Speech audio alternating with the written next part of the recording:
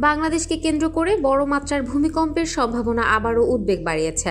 ভূমিকম্পবিদরা জানান, দেশের টেকটনিক প্লেটের মিলনস্থানে অবস্থান করায় যে কোনো মুহূর্তে রিক্টার স্কেলে 9 মাত্রার শক্তিশালী ভূমিকম্প সংঘটিত হতে পারে। এমন ভয়াবহ কম্পন ঘটলে রাজধানী ঢাকার অর্ধেক ভবন ধসে পড়ার ঝুঁকি রয়েছে, আর এতে বিপন্ন হতে পারে কয়েক লক্ষ মানুষের প্রাণ। বিশেষজ্ঞরা দীর্ঘদিন ধরেই এ ধরনের সম্ভাব্য দুর্যোগ নিয়ে সতর্ক করে আসছেন, কিন্তু দেশের দুর্যোগ মোকাবিলার প্রস্তুতি এখনো খুবই সীমিত। বড় ভূমিকম্প সামাল দেওয়ার সক্ষমতা মাত্র 20% নিচে, যা পরিস্থিতিকে আরও বেশি ঝুঁকিপূর্ণ করে তুলছে।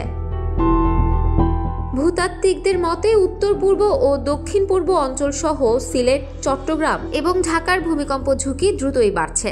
এখনই ভবনগুলোর নিরাপত্তা যাচাই, নির্মাণবিধি কঠোরভাবে অনুসরণ এবং নিয়মিত ভূমিকম্প মহড়া চালু না হলে ক্ষয়ক্ষতি হতে পারে ব্যাপক।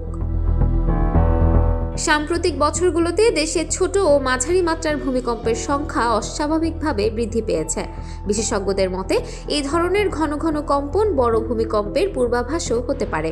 বাংলাদেশ বর্তমানে প্রায় 150 বছরের ভূমিকম্প চক্রের মধ্যে অবস্থান করছে এবং যে কোনো সময় 8.2 মাত্রার শক্তিশালী ভূমিকম্প আঘাত হানতে পারে বলেও তারা আশঙ্কা করছেন। তথ্য বলছে, গত 1.5 বছরে দেশে অন্তত 21টি ভূমিকম্প অনুভূত হয়েছে। এর মধ্যে 3টির মাত্রা ছিল রিক্টার স্কেলে 5-এর ওপরে। সর্বশেষ 5.5 মাত্রার কম্পনের কেন্দ্র ছিল নরসিংদী। এর আগে ঢাকার দোহার এবং লক্ষ্মীপুরের রামগঞ্জে হওয়া ভূমিকম্পে ভবনে ফাটল ও আহত হওয়ার ঘটনাও ঘটেছে। ভূতাত্ত্বিকদের ব্যাখ্যা অনুযায়ী ভারতীয় প্লেট ও বার্মা প্লেটের সংঘর্ষে এ অঞ্চলে দীর্ঘ বছর ধরে বিপুল শক্তি জমা হচ্ছে। প্রায় 800 থেকে 1000 বছর আগে এই এলাকায় সর্বশেষ বড় ভূমিকম্প হয়েছিল। সেই সঞ্চিত শক্তি একসঙ্গে মুক্ত হলে এর পরিণতি হতে পারে ভয়াবহ।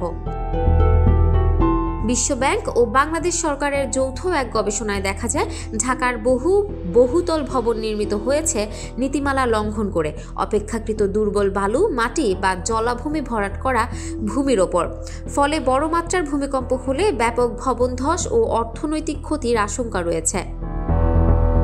বিশেষজ্ঞদের চূড়ান্ত বার্তা, ভূমিকম্প কখনো পূর্ব সংকেত দেয় না, তাই এখনই ভবনগুলোর কাঠামোগত নিরাপত্তা পরীক্ষা, দুর্বল ভবন ভেঙে ফেলা এবং জাতীয় নির্মাণবিধি কঠোরভাবে প্রয়োগ ছাড়া বড় দুর্ঘটনা ঠেকানো সম্ভব নয়। জনসচেতনতা বৃদ্ধি ও নিরাপদ নির্মাণই এই মুহূর্তে সবচেয়ে জরুরি। Desk report, campus Times.